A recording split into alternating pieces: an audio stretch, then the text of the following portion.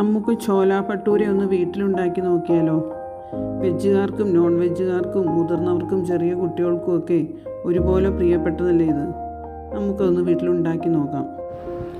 മൈദ കൊണ്ടും ആട്ട കൊണ്ടും നമുക്കിത് ഉണ്ടാക്കാൻ പറ്റും കേട്ടോ. ഞാനിവിടെ മൈദയാണ് എടുത്തിരിക്കുന്നത്. 2 കപ്പ് മൈദ ഞാനിവിടെ എടുത്തിട്ടുണ്ട്. അതിലേക്ക് നമുക്ക് ഒരു 1/2 കപ്പോളം റവ കൂടി ചേർത്ത് കൊടുക്കാം കേട്ടോ. റവ പൊടിച്ച് ചേർത്താലും നല്ലതാണിതിന്. അതിൻ്റെ നടുക്കായി നമുക്ക് 3/4 കപ്പോളം തൈരും കൂടി ഒഴിച്ചു കൊടുക്കാം. അധികം പുളിയില്ലാത്ത തൈരാണ് ഇതിന് നല്ലത്. ഇതിലേക്ക് നമുക്ക് ഒരു 1/2 ടീസ്പൂൺ ബേക്കിംഗ് പൗഡറും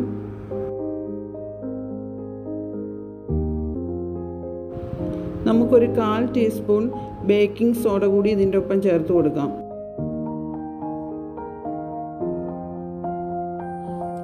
കുറച്ച് ഉപ്പ് കൂടി നമുക്കിതിലേക്ക് ചേർത്ത് കൊടുക്കാമേ.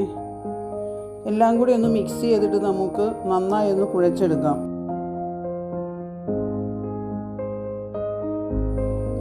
വെള്ളം ആവശ്യമുണ്ടെങ്കിൽ ഈ സമയത്ത് ചേർത്ത് കൊടുക്കാം കേട്ടോ. എല്ലാം കൂടെ നല്ല പ്രസ് ചെയ്ത് തിരുമ്മി കുഴച്ചെടുക്കണം. കുറച്ചൊരു അയഞ്ഞ പരുവത്തിൽ വേണം കേട്ടോ കുഴച്ചെടുക്കാൻ. നമുക്കൊരു ചപ്പാത്തി പരുവത്തിൽ ഇത് കുഴച്ചെടുക്കാം. ഞാനിവിടെ ഒരു 10 മിനിറ്റോളം എല്ലാം കൂടെ ഒന്ന് കുഴച്ചെടുത്തിട്ടുണ്ട്. നമുക്കിനി ഒരു 20 മിനിറ്റോളം റെസ്റ്റ് ചെയ്യാൻ വയ്ക്കാം.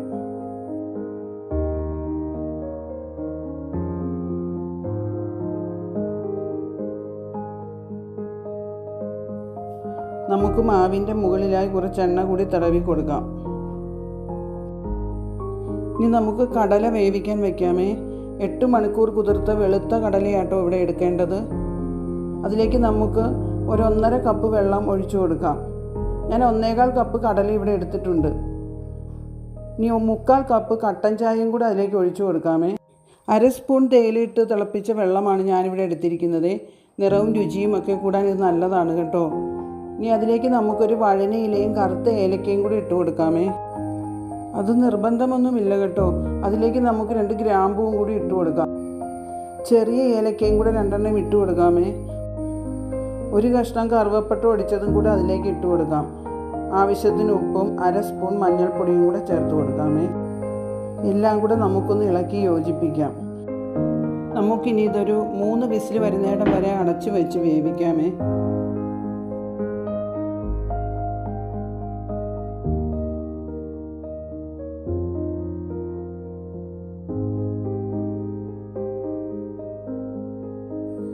കടലയൊക്കെ ഇവിടെ നന്നായി വെന്തിട്ടുണ്ട് കേട്ടോ. കടല വേവാൻ ഇവിടെ ചിലർ ബേക്കിംഗ് സോഡയൊക്കെ ഇട്ട് കൊടുക്കുമേ. പക്ഷെ അതിൻ്റെ ഒന്നും ആവശ്യമില്ല. ഇവിടെ നന്നായി കടല വെന്ത് കിട്ടിയിട്ടുണ്ട് കേട്ടോ.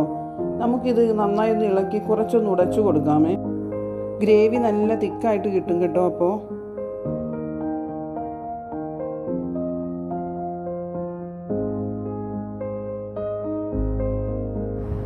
നമുക്കിനി ഒരു പാൻ ചൂടാകാൻ വയ്ക്കാം.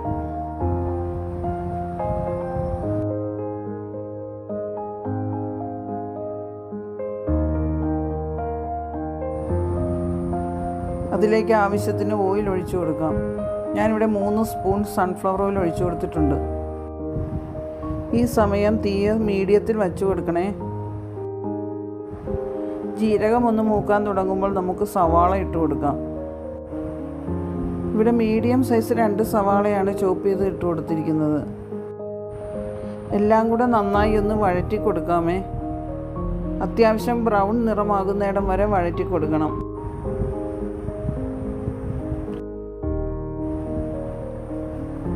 നന്നായി ഒന്ന് ബ്രൗൺ നിറമാകുമ്പോൾ നമുക്ക് വെളുത്തുള്ളിയും ഇഞ്ചിയും പച്ചമുളകും കൂടെ ചതച്ചതിട്ട് കൊടുക്കാം. ഇതിൻ്റെയും പച്ചമണം മാറുന്നിടം വരെ ഒന്ന് ഇളക്കി കൊടുക്കാമേ. ഒന്ന് മൂത്ത് വരണം. നന്നായി ഒന്ന് ഇളക്കി യോജിപ്പിക്കാം.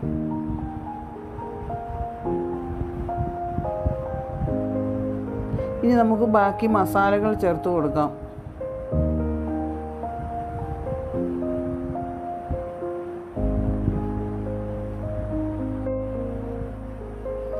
ഇവിടെ 1.5 ടീസ്പൂൺ മുളക് പൊടി ചേർക്കുന്നുണ്ട്. കാശ്മീരി മുളക് പൊടി ആയതുകൊണ്ട് വലിയ എരിവില്ലാത്തത് കൊണ്ടാണ് ഇത്രയും ചേർക്കുന്നത്. സാധാരണ മുളക് പൊടിയാണെങ്കിൽ അതിൽ കുറച്ച് ചേർത്താൽ മതി കേട്ടോ. 1/2 സ്പൂൺ മഞ്ഞൾപ്പൊടിയും ചേർക്കുന്നുണ്ട്. ഇതിലേക്ക് നമുക്ക് 1.25 ടീസ്പൂൺ മല്ലിപ്പൊടിയും കൂടി ചേർത്ത് കൊടുക്കാം.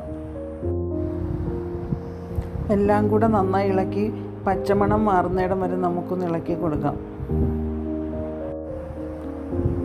നമുക്കതിലേക്ക് ഒരു 3/4 ടേബിൾ സ്പൂൺ ഗരം മസാല കൂടി ചേർക്കാം. ഒന്നും കൂടി ഇളക്കി യോജിപ്പിക്കാം. മസാലകളെല്ലാം മൂത്ത് നല്ല മണം വരുമ്പോൾ നമുക്കതിലേക്ക് 2 തക്കാളി അരച്ചത് കൂടി ഒഴിച്ചു കൊടുക്കാം. ഇടത്തരം 2 തക്കാളി ഞാനിവിടെ എടുത്തിട്ടുണ്ട്. അധികം പുളിയില്ലാത്ത തക്കാളി ആട്ടോ ഇതിന് നല്ലത്. എല്ലാം കൂടി ഒന്ന് യോജിപ്പിച്ച് കൊടുക്കാമേ. തക്കാളിയുടെയും പച്ചമണമൊക്കെ ഒന്ന് മാറണം. നമുക്ക് കുറച്ച് സമയം ഇതൊന്ന് അടച്ചു വെച്ച് കൊടുക്കാം.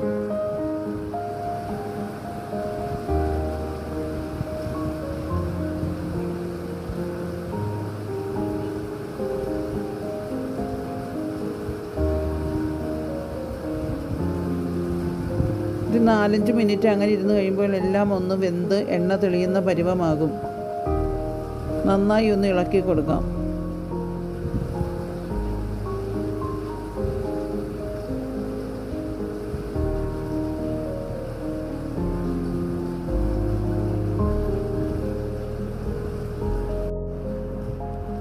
ഈ ഒരു സമയം നമുക്ക് കടല ചേർത്ത് കൊടുക്കാം.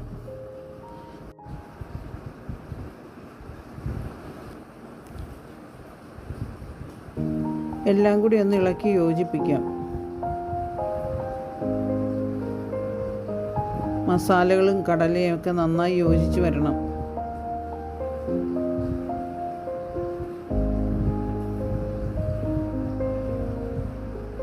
ഇവിടെ ഗ്രേവി കുറച്ച് കുറവാണ്.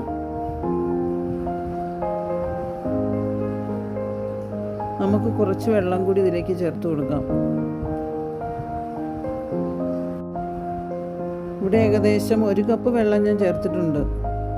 ഉപ്പ് നോക്കിയിട്ട് കുറവുണ്ടെങ്കിൽ ആവശ്യത്തിന് ഉപ്പ് ചേർത്ത് കൊടുക്കാം.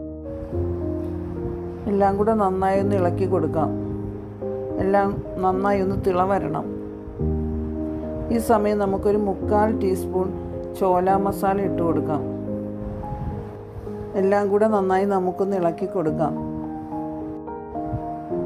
കുറച്ച് കസൂരി മേത്തി പൊടിച്ചതും കൂടി ഈ സമയം ഇട്ട് കൊടുക്കുന്നുണ്ട്.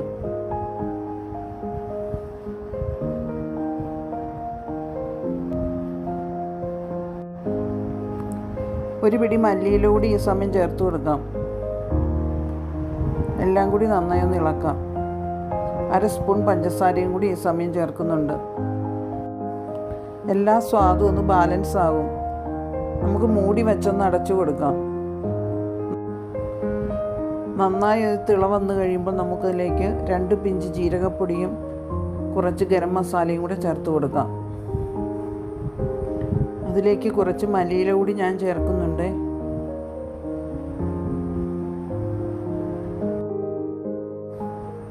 ഒരു പാൻ അടുപ്പത്ത് വെച്ച് നമുക്കതിലേക്ക് കുറച്ച് ബട്ടർ ഇട്ട് കൊടുക്കാം. ഒരു നല്ല ടേസ്റ്റ് കിട്ടും കേട്ടോ ബട്ടർ ഇട്ട് കൊടുത്താൽ. അതിലേക്ക് നമുക്ക് കുറച്ച് ഇഞ്ചി അരിഞ്ഞതും പച്ചമുളക് അരിഞ്ഞതും കൂടെ ചേർത്ത് കൊടുക്കാം. അത് നന്നായി മൂത്ത് കഴിയുമ്പോൾ നമുക്ക് ഗ്യാസ് ഓഫ് ചെയ്യാം. അതിലേക്ക് കുറച്ച് മുളക് പൊടി ഇട്ട് കൊടുക്കാം.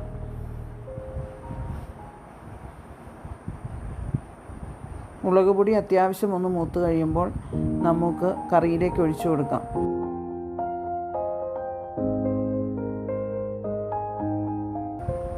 കുഴച്ച് വെച്ചിരിക്കുന്ന മാവ് നമുക്കൊന്നും കൂടെ പ്രസ് ചെയ്ത് കുഴച്ചെടുക്കാം.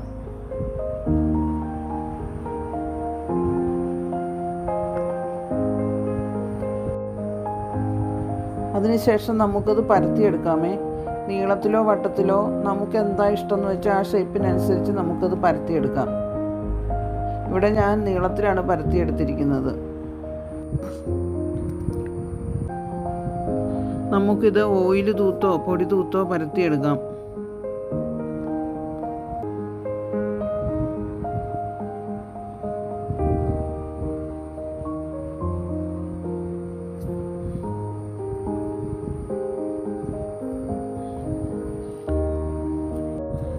എണ്ണ നന്നായി ചൂടാക്കി കഴിയുമ്പോൾ നമുക്കിത് ഇട്ട് കൊടുക്കാം. നല്ല ചൂട് വേണം എണ്ണയ്ക്ക്. അത് കഴിയുമ്പോൾ നമുക്കത് മീഡിയത്തിലേക്ക് വയ്ക്കാമേ. എങ്കിലേ നന്നായി കുമിളച്ച് വരികയുള്ളൂ. ഇവിടെ ഇത് നന്നായി കുമിളച്ച് വന്നിട്ടുണ്ട് കേട്ടോ. നമുക്കിനി അടുത്തതും കൂടെ ഇട്ട് വറുത്തെടുക്കാം. എണ്ണ അതിൻ്റെ മീതേക്ക് ഇങ്ങനെ തട്ടി കൊടുക്കുമ്പോൾ അത് നന്നായി കുമിളച്ച് വരും. നമുക്കിത് വീട്ടിൽ ഈസി ആയിട്ട് ഉണ്ടാക്കിയെടുക്കാം.